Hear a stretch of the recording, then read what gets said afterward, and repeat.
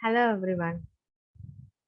So this video is the continuation of the last session of Unit 3, Part 2 video.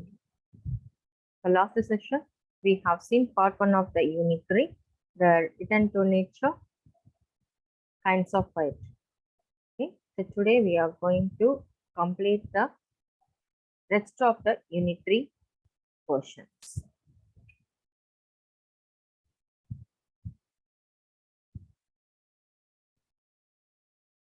Prelude. This is one of the poems written by William Wordsworth.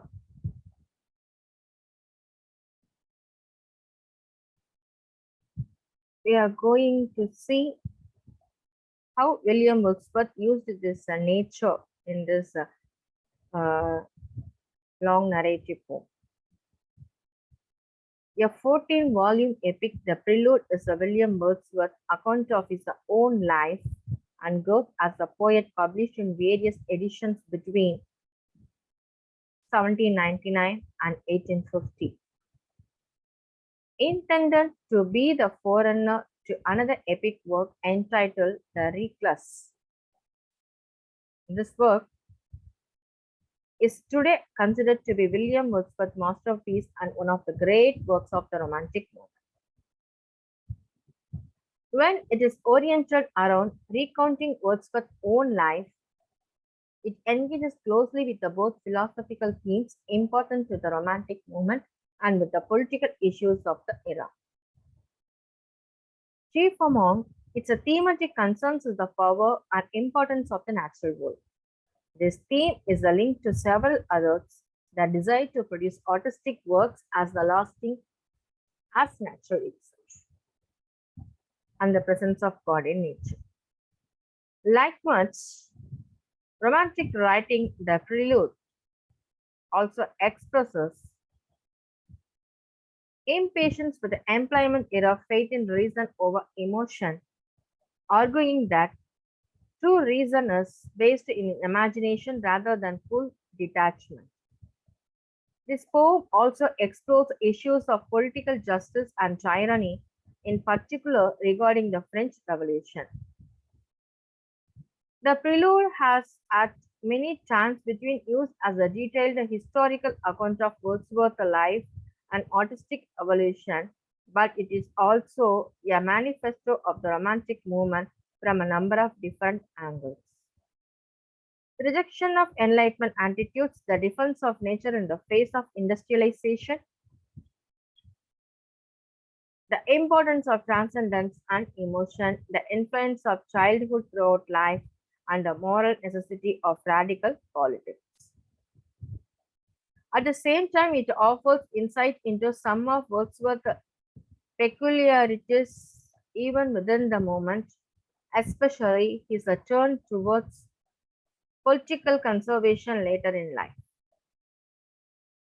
At the same time, it articulates particularly Wordsworthian idea that life and art are essentially cyclical. The speaker's evolution involves not a total transformation from his childhood self, but rather an effortful return to his youthful passions and sensitivities. Wordsworth began writing Prelude in 1798 and published the work in 3 main editions. The first in 1799 contained what would later be the first several books of the complete work. In 1805, Wordsworth published a more recognizably complete edition, the one most commonly read to this day. He continued to revise it over the following decades. A final edition was published posthumously in 1850. This guide is primarily concerned with analyzing the 1805 edition, although the 1805 revision is referenced. In particular, when offers a particularly revealing glimpse at Wordsworth's stylistic or political evolution over the first half of the 19th century. The Prelude is written in unrhymed iambic pentameter and its style is expressive and impassioned, It explores the poets of failures and regrets in as much detail as his triumphs, and between relatively straightforward autobiography and abstract meditations on love, God, nature, justice, and art. It is also largely addressed to Wordsworth's contemporary and collaborator Samuel Taylor Coleridge, author of works such as The Rime of the Ancient Mariner. So this was the information about Prelude Book 1. What the Prelude Book 1 talks about. It describes the speaker's early attachment to the natural beauty of his native Lake District in the north of England. Here, nature appeals as a benevolent but extremely powerful force. The speaker, who shares much with the Wordsworth himself but who can be seen as a distinct, imaginative persona in his own right, advances the pathetic idea that God and nature are inseparable.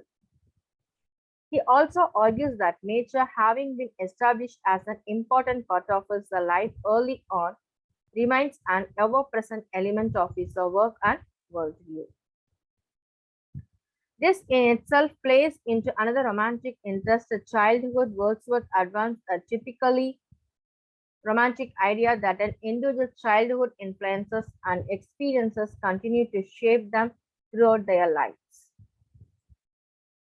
In Book 3, the speaker leaves a home to attend Cambridge. He experienced a degree of culture shock, separated from the rustic surroundings of his childhood. He confronts an atmosphere of presentation and pretension and inauthenticity. At the same time, he is thrilled to be in a place that once was a home to his ancestors, including poets like John Milton. In Book 4, the speaker returns home from Cambridge for summer vacation, recounting the beloved landscape of his youth through newly apprehensive and yet merely distant eyes. This book also contains a famous state in which the speaker encounters a sickly soldier and helps him to a shelter for the night.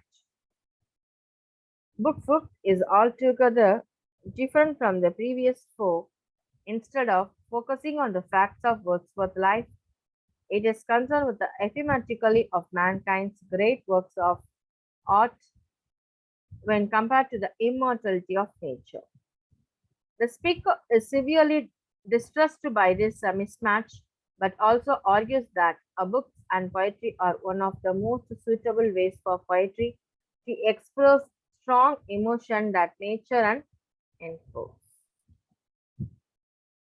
In Book 6, the speaker quickly describes the end of these years at Cambridge and introduces two important characters. One of her sisters, Dorothy, the other is Samuel Taylor Coleridge, to whom the book is addressed for the first time. Wordsworth directly alludes to Coleridge's role as an intended audience. The speaker then describes a walking tour of the French Alps, which took place at the peak of the Revolution and was full of joyful celebration. Next, in Book 7, the speaker discusses a period when he was living in London. He found certain elements of London exciting but was distressed by the city's crowdedness, anonymity, and distance from nature.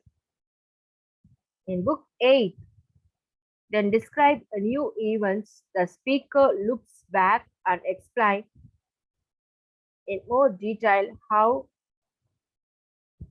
an early exposure to nature shaped his poetic sensibilities, and how the harsh landscapes of Britain offer a certain inspiration distinction from the pleasant, warm nature of the Mediterranean. And also it describes about he befriended a pro-revolution soldier and witnessed firsthand the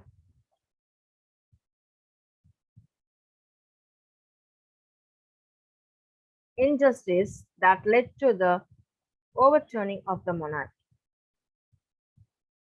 He recounts in detail the story of a young couple torn apart by the social conservation and hierarchy of pre-revolutionary France. And also, the speaker grapples with the radical phase of the French Revolution, denouncing the violence of Robespierre and his allies and remembering fondly the moment when he learned that Robespierre had died. Continuing this thread in the book 10, the speaker describes how his political disillusionment led him to mistakenly embrace an overly skeptical and also self-satisfied rationalist philosophy. Here, Whitworth also mentions a Coleridge's departure for Italy, where he is spending time in order to rehabilitate his health. Book his lively imagination after his flirtation with the severe rationalism. It recounts the speaker's return to the rural areas where he grew up, which enabled this recovery of imaginative power. Finally, this book, a philosophy of love, means the love of individual people and universal, a diving love work in conjunction. It also acknowledged those who have helped Wordsworth, from the sister to Coleridge to a befriend who helped find his writing. In this concluding book, it voices the hopes that his poem will stand the test of the time and destined writing will prove to have been justified.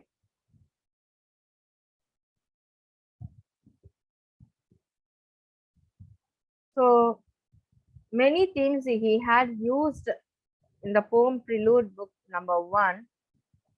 What are they? First one, he used the power. Prelude reserves its harshest judgment for people who are power hungry or who use power and status to oppress, harm, and belittle others.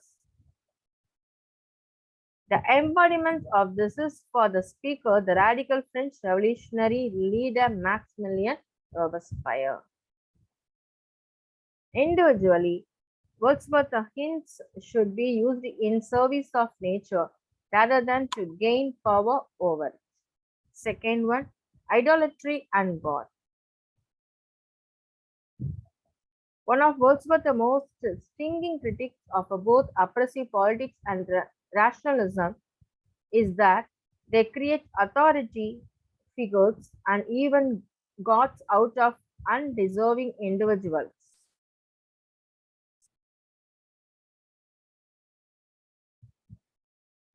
By specifically noting that a certain values of people are treated as gods, Wordsworth goes beyond merely arguing that they are too powerful or popular.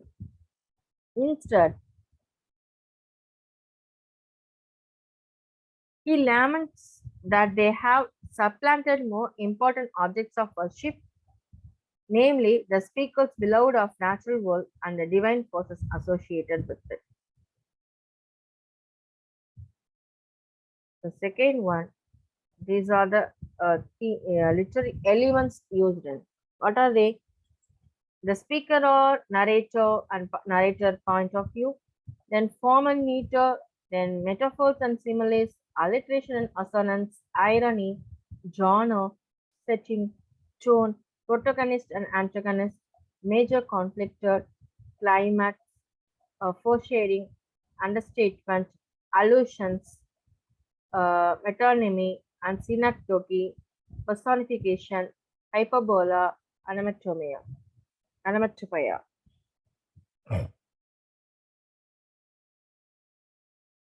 So now the next poem, that is Tintern Abbey. This is also one of the most famous poems by William Wordsworth. The full name of the poem is Lines Written a Few Miles Above Tintern Abbey on revisiting the banks of the Wye during a tour. July 13, 1790, Wordsworth had a keen eye for nature's beauty from his childhood days. He remained so till his death, this passion for sauntering in the quiet wilderness of the woods, rivers, streams, and lakes slaughtered his spirits to great heights, enabling him to write poems of timeless charm. We will see what the poem talks about. Wordsworth visits the same place, Tintern Abbey, along the bank of the River Wye after a gap of 5 years. He sees the same streams cascading down the cliffs of rocks, making a mild, incessant sound so pleasing to the ears. The steep slopes of the rocks look as majestic as before. The tranquility of the place resonates in his mind in an intriguing manner. The sky is as calm as before. Together, the solitude and the serenity of the surrounding embalms his mind. The speaker pauses under the sycamore trees and scans the cottages and the orchards that dot the place. There are the fruit-laden trees which stand hidden in the midst of the rich vegetation around them. With their abundant green leaves, these trees might with the vast greenery of the surroundings. He sees the erratic, barely visible green fences that run through the landscape randomly. Needless to say that the speaker finds the landscape has hardly changed in the 5 years gone. This strikes the speaker is intriguing, all the more charming. There are the chimneys giving out plumes of smoke apparently from the cottages. It seems as if the smoke is coming out from the midst of all tall trees as the cottage stand hidden among them. The vast gazing grounds are there, just as before. This gives the place an aura of a quiet charm. The huge veil of silence seems to shoot the entire place. There are the nomadic herdsmen who graze their animals among the forest. They move from place to place with their animals, so they have no houses. Then there are the hermits who lead reclusive lives in their desolate caves. Only candle lights up to dispel the darkness of night. And also the speakers pleasantly surprised to discover that the features that made the place so strikingly because of 5 years ago are all there intact. So enduring was the impression of the imaginary that he continued to recollect them after he moved to a city. The din and the dustle of the urban surroundings could not erase the memory of the places being weighed down by the cares of the hectic city life. The speaker drew upon his impressions liberally for relief and delight. So the memory of the scenic places soothed the troubled mind. And also the lapse of the 5 years has transformed the speaker's mind. He is now more capable to look inwards and reflect. He can now see nature through a different prism. He can feast his eyes by the quiet, picturesque landscape that is disposed on earth. In these younger days, he no doubt derived immense pleasure by viewing nature, but such viewing was narrow and unidimensional. The bond between nature and his soul had not unraveled itself to the speaker's immature. Now the different phases of the nature have begun to influence him in a benign and intrusive manner. The confluence of nature's sublime face and its soothing features banish the cares of anxieties from the mind of the person who feasts his eyes in the beauty of the landscape. This is the state of tranquility and peace that a person engrossed in worldly affects cannot attain. The inner self experiences real harmony and joy. The speaker refers to the rough and tumble of the daily life where humans struggle to each their livelihood and try to acquire possessions that supposedly bring them happiness and joy.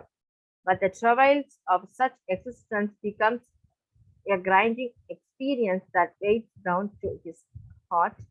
In such moments, a speaker seeks refuge in the lap of nature. He goes to the banks of the river Wye, where the surroundings are so quiet and serene. He saunters through the nearby woods. The effect on his weary soul was as healing as it's enduring. Its memory has lingered in his mind. Later, whenever he found the cares and anxieties of the world unbearable, he reminisced about the river Wye for solace. Many of the imagery have faded with the time, but whatever has remained as like the warmth of birth and soul. So now, after so many years, the speaker is well established in life. He recollects his earlier year as a youngster when he wandered around the hills, wood, and the river, enjoys the beauty. But he had failed to appreciate the hidden benefits of nature, gazing then its introspection. He realizes what an opportunity had lost then. In his younger days, Speaker just breezed through the landscape like an aimless wanderer. He was not sensitive then. He simply employed the brooks, the rivers, rocks, and the woods. No doubt the sights gave him a lot of pleasure, but the refinements of the human existence. Similarly, the speaker also walks through the nature was benefit of the finer elements of mind, intellect. So finally, the speaker states that nature remains the friend, philosopher, and guide of his life on earth. Nature provides the inspiration and sustains for his existence. The author relates his love for his sister quite eloquently. He yearns to his own and self-earnest sister and plays a natural to let him have this joy. He says that the being nature does not betray its lovers. He feels his sister's mirrors all that good in nature. The speaker becomes emotional about the possibility of his separation from her due to his death. He wants her to remember their common love of nature with a sense of deep appreciation of his love for nature, and his sister he wants to educate his memories of the woods, stream, grazing fields, rocks, etc. to Dorothy, so that she could remember him when she gazed at the nature. So that's all about this poem. He was talking about his childhood and what are the ideas that came up. All those things we have seen in this video, Unit 3, Part 1. Thank you.